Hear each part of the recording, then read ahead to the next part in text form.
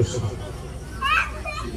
আগমৰ সমাজস্থলীত উপবিষ্ট মহা সাধু সমস্ত আই বা সমস্ত আপোনালোক সমস্ত শ্ৰীচৰণ আমি মহা অপেক্ষণে পুনৰবাৰ সেৱা নিবেদন কৰিছোঁ।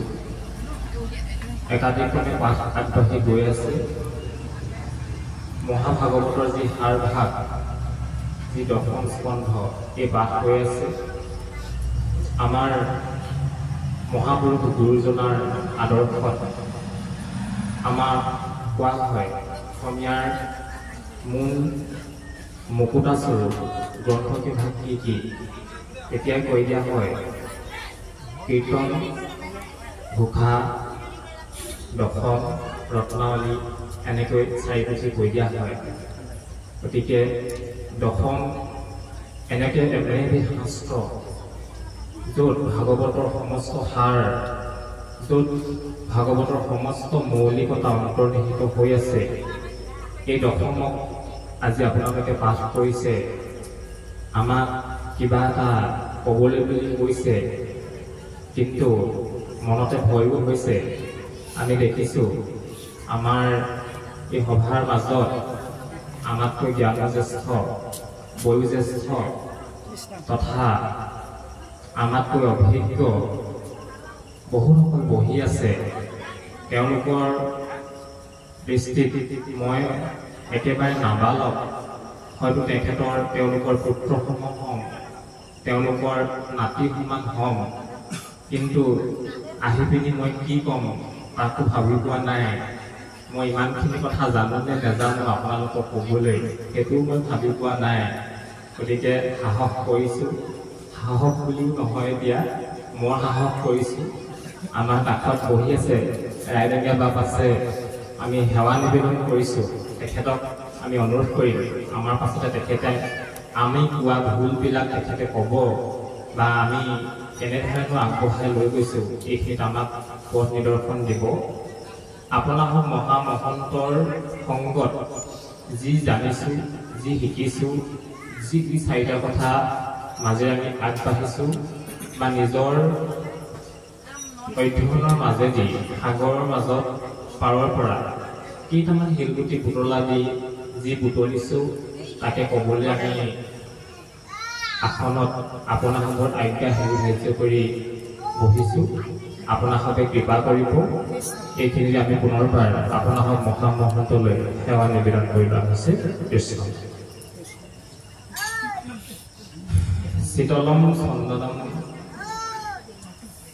শীতলম চন্দ্ৰমা চতুৰ্থম শীতলম সাধু সংগমা। কোৱা হৈছে শীতল চন্দন হয় সাধুৰ সংগ, শীতল চন্দন হয় চন্দ্ৰ, শীতল হয় আটাইতকৈ শীতল বুলি সাধু সংগ। কাৰণ এই সাধু সংগ মানুহে বৰ পুণ্যৰ ফলত পায়। মহাপুৰুষ গুৰুজনাই কৈছে কত মহাভাগ্যে ভকতক পাই লাগ, আতকৰে জীৱৰ পৰম ভাগ্য নাই। গতিকে আমি আজি পৰম কৃতাৰ্থ হৈছোঁ। আপোনালোকৰ চৰণ ছত্ৰৰ ধূলি শিৰে গ্ৰহণ কৰি আমি যে কিবা এটা ক'বলৈ আগবাঢ়িছোঁ, এয়াও আপোনালোকৰ কৃপাৰ ফচল।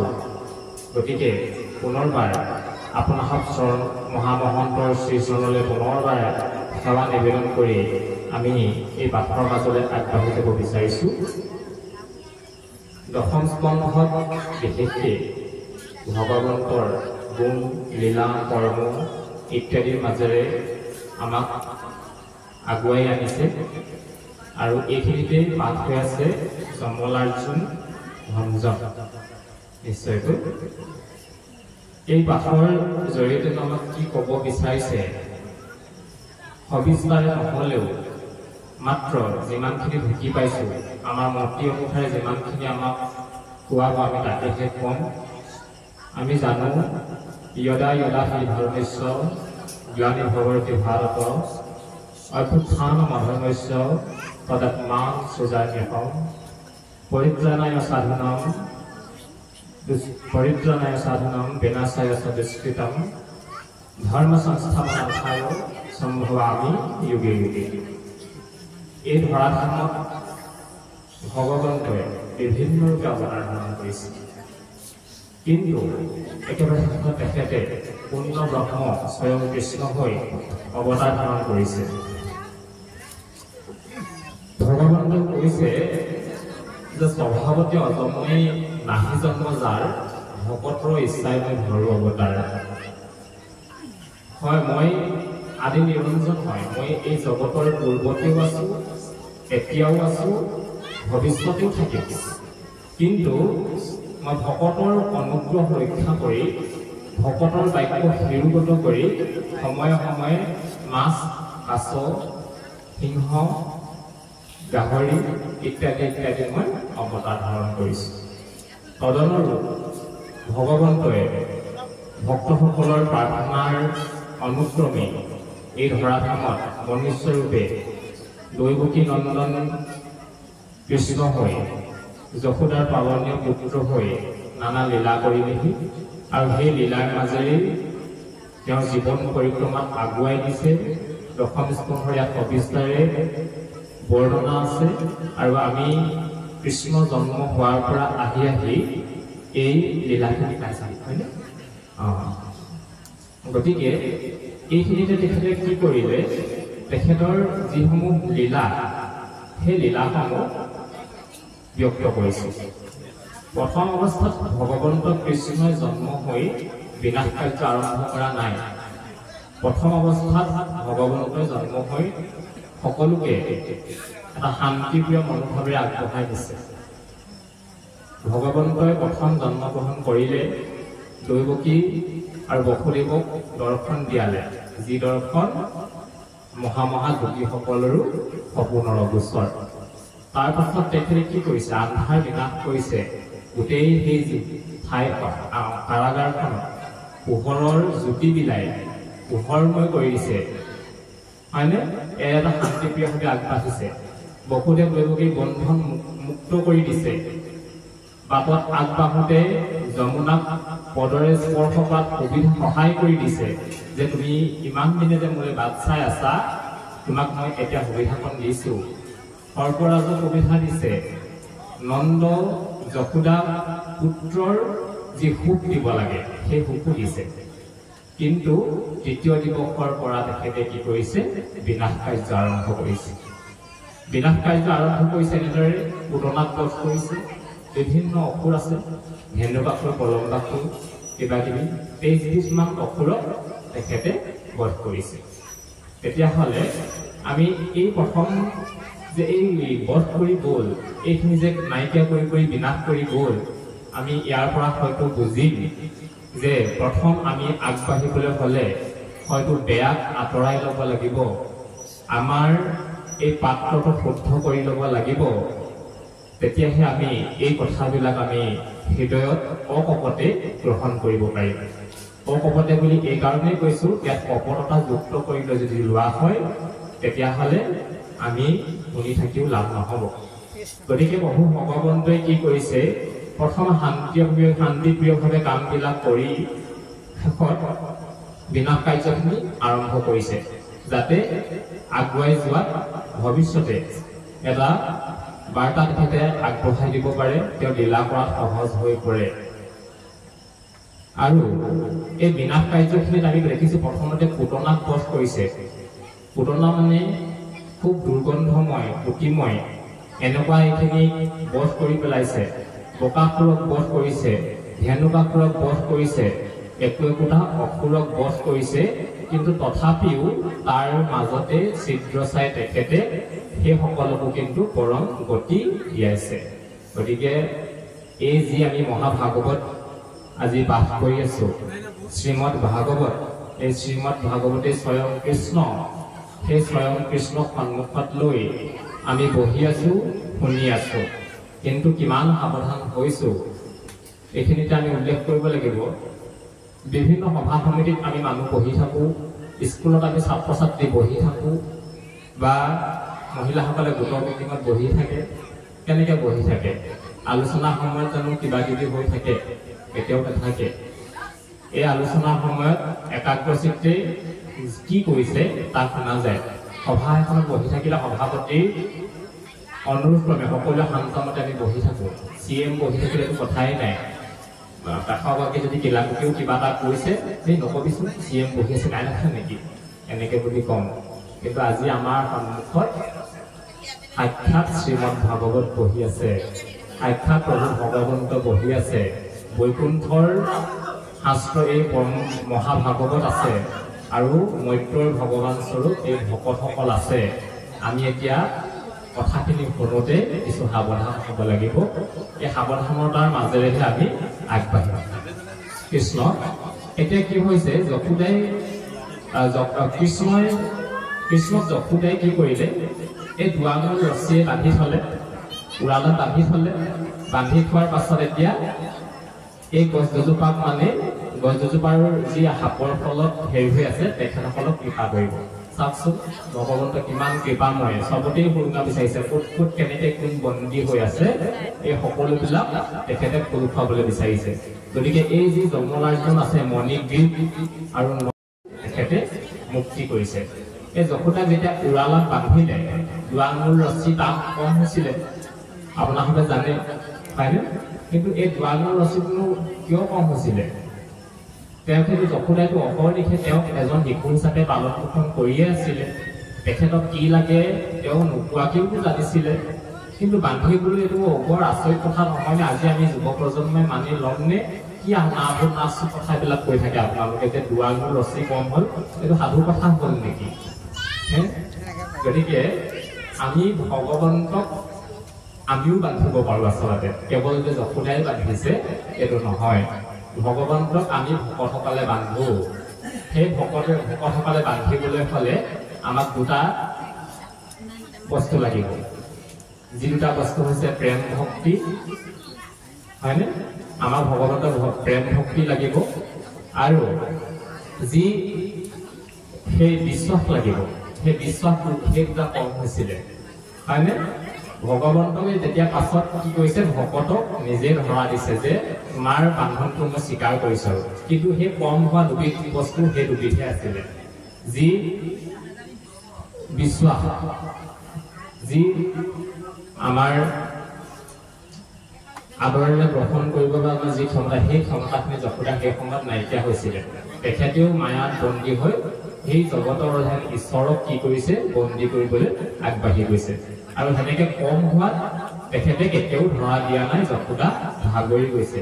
ঠিক তেনেদৰে আজিও আমি ভগৱন্তক পাবলৈ, ভগৱন্তক বন্দী কৰিবলৈ আমিও ভাগৰি গৈছোঁ। মহা যোগীসকলেও ভাগৰি গৈছে, কিমান তপস্যা কৰিছে। আজি কেইদিনমানৰ পাছত পাৰ হৈ গৈছে, কিমান আমি মুনিসকল দেখিলোঁ। কুম্ভ মেলা হৈ গ'ল, কিমান মুনিসকল দেখিলোঁ। কিন্তু প্ৰত্যেককে যদি সুধি চোৱা চাই ভগৱন্তক দেখি পাইছে, ভগৱন্তক কিবা আপুনি ইমান পাইছে নেকি? কিন্তু সকলো ফালৰ পৰা আমাৰ উত্তৰটো কি আহিব? শূন্য। তেতিয়াহ'লে আমাৰ লাভ কি হৈছে? আমাৰ ভকতসকলেও আমি দিনে ৰাতিয়ে নাম প্ৰসংগ কৰিছোঁ, কিবা ভাগৱত অনুষ্ঠান কৰিছোঁ, আমাৰ পানী কাঠিবোৰ কোলা কৰি গৈছে। কি লাভ হৈছে? পাইছেনে? পোৱাই নাই। তেতিয়াহ'লে আমাৰ কি কম হৈ আছে? কম হোৱা বস্তুখিনিক আমি সম্পূৰ্ণ কৰিবলৈ চাব লাগিব।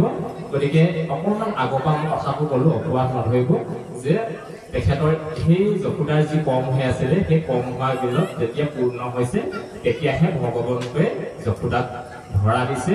গতিকে আমিও ধৰা দিবলৈ আমাৰ সাক্ষাতত ধৰা নিদিলেও আমি চেষ্টা কৰিব লাগিব, অহৰ্নিশে যাতে বহু ভগৱন্তৰ সেই বন্দী কৰিব পৰা গুণখিনি আমাৰ হাতলৈ আহে। তাৰ পাছতে দেখিলে এই কাহিনীৰ মাজে বৰ্ণনা কৰিছে যে এই অংকুলকক কোনে সাপ দিলে? নাৰদেহে সাপ দিলে। সুধিছে, যি নাৰদক ভগৱত এটা অৱতাৰ বুলি কোৱা হয়, যি নাৰদক গুৰু বুলি কোৱা হয়, যি গুৰু দৰ্শনৰ মাজেৰে নাৰদে জগতত ভগৱন্তৰ গুণনাম প্ৰচাৰ প্ৰসাৰ কৰি থাকে, তেনেকুৱা এজন মানুহৰ আকৌ কি কাৰণে খং উঠিলে? খংটো উঠিব নালাগিছিলে। গতিকে এই কথাখিনিকে ইয়াত সুধিবলৈ বিচাৰিছে। আৰু আপোনালোকে কাহিনীটো জানেই যে কি কাৰণেনো সাপ দিলে। সেই কুবেৰ নন্দনসকলে এনেকৈ ৰমণীসকলৰ লগত জলাশয়ত বা এটা হেৰিয়ত তেনেকৈ যেনেকৈ এটা ৰতি প্ৰীতি কৰি আছিলে তাতে গৈ পিনি কি হৈছিলে নাৱত উপস্থিত হৈছিলে কিন্তু তাত কুবেৰ নন্দনসকল কি হৈ আছিলে যদিও তেখেতসকলৰ বিবেক পৰিপূৰ্ণ হৈ আছিলে ভগৱন্তৰ দৰ্শনেৰে ভগৱন্তৰ চিন্তাৰে তেখেতসকলৰ আত্মা পবিত্ৰ হৈ আছিলে কিন্তু স্ত্ৰীসকলৰ ওচৰলৈ অহাৰ লগে লগে তেখেতসকলৰ যি মদ অহংকাৰ এইবিলাকে তেখেতসকলক অচেতন হ'ল আৰু অচেতন হৈ তেখেতসকলৰ লগতে আহি পিনি কি কৰিলেহি ৰতিপ্ৰীতি কৰিলেহি আৰু লগালগ তেখেতসকলে পশুৰ ঠাইলৈ অৱনমিত হৈ গুচি গ'ল গতিকে সেই অৱনমিত হৈ পিনি তেখেতসকলে কি কৰিলে নাৰদে তেখেতসকলক অভিশাপ দিলে কি বুলি যা তহঁতি ইমান এটা অহংকাৰত তহঁতি আছ থাকবে যে একেবাৰে লৰচৰ কৰিব নোৱাৰা এজোপা বৃক্ষ হৈ থাকবে আৰু তাতেই তহঁতি যেতিয়ালৈকে ভগৱন্ত আহি পিনি তহঁতক উদ্ধাৰ নকৰে তেতিয়ালৈকে তহঁতি উদ্ধাৰ নাপাবি গতিকে আমিও সাৱধান হোৱা উচিত মনুষ্য হৈ ভাই হৰিনংঘ জিলা অৱশ্যে ভুইবাহা ভাই পৰপূৰ্ণ শিলা গতিকে আমি এই মনুষ্য জন্ম পাইছোঁ সেইসকল আকৌ কুবেৰ নন্দন আছিলে যি কুবেৰ নন্দনসকলে ভগৱন্তক তথা ভগৱান বস্তুক সততে স্মৰণ বন্দন কৰি দৰ্শন লাভ কৰি থাকিব পাৰে তেখেতসকলৰে এনেকুৱা অৱস্থা হৈ থাকিলে আমিওতো আজিকালি আমাৰ আজি বৰ্তমান প্ৰেক্ষাপটত আমিও থাকোঁতে তেনেকুৱা অৱস্থালৈ গতি কৰিছোঁ নেকি গতি কৰি তেনেকুৱা অহংকাৰত মত্ত হৈ তেনেকৈ পংকময় অৱস্থাত আমি লেটি পেটি হৈ সংসাৰখনত আছোঁ নেকি লাহে লাহে আমি সেই বিষয় বাসনাত পৰি আমি তাতেই মজি আমি ভগৱন্তৰ কথালৈ আওকাণ কৰিছোঁ নেকি এই কথাখিনিত আমি গুৰুত্ব দিব লাগিব আপোনালোকক মহামহন্তৰ সৃষ্টিৰ সময়ত সেৱা নিবেদন কৰিছোঁ এই ক্ষেত্ৰত কিন্তু নাৰদে আহি নাৰদ আৰু এই যমৰাজন ভঞ্জনৰ যোগেদি কি কৰিছে এটা দৃষ্টান্ত দেখুৱাই গৈছে যে যদিহে আমি ভকতিৰ ক্ষেত্ৰত আৰোহণ কৰি উচ্চ স্থানত আৰোহণ কৰোঁ তথাপিও কিন্তু আমাৰ স্থলন আছে যদিহে শ্ৰৱণ কীৰ্তন ধৰ্মটো আমাৰ অহৰ্নিশে হৈ নাথাকে গতিকে আমাৰ বিষয় বাসনাত থকা এই মানুহসকলক বাৰে বাৰে সাৱধান কৰিছে যে আপোনালোক সাৱধান হওক বাৰে ভোজে প্ৰতি যি অপৰাধ আছে তাৰ আপোনালোকে নিবাৰণ কৰাৰ পৰা সততা যাতে হাত সাৰিব পাৰে এই দৃষ্টান্তসমূহ লওক এই বুলি আমাক মাজলৈ এই কাহিনীসমূহ আগবঢ়াই দিছে গতিকে এই কাহিনীৰ মাজেদি আমি ইয়াকে আমি প্ৰতিপন্ন হওঁ যে ভগৱন্ত এনেও কৃপাময় এনেও দয়াময় ভগৱন্তই আমাক যিমানখিনি আমাক মুকলি কৰি থৈছে আমি হয়তো কি হৈছে নিজৰ কুকৰ্মৰ ফলতহে নিজৰ বেয়া কিবা অভিপ্ৰায় অভিলাষ এইবিলাকৰ কাৰণেহে এই কথাত আমি কৃপাৰ পাত্ৰ হোৱাৰ পৰা বঞ্চিত হৈছোঁ গতিকে আমি যেনেকৈ কোৱা হয় ছাত্ৰ যদি হয় হিয়ান খুচৰি লৈ যায় গতিকে ইয়াত যদি ভকত যদি হিয়ান হৈ আছে তেতিয়াহ'লে এইখিনি কৰিবলৈ আগ নাবাঢ়ে আৰু অনবৰতে এই ভকতিৰ ক্ষেত্ৰখনত অৱগাহন কৰি আগবাঢ়ি থাকিব পাৰে গতিকে এই ভকতিৰ কথাখিনি আমি অকণমান পাছতে আমি আগবাঢ়ি যাম কৃষ্ণ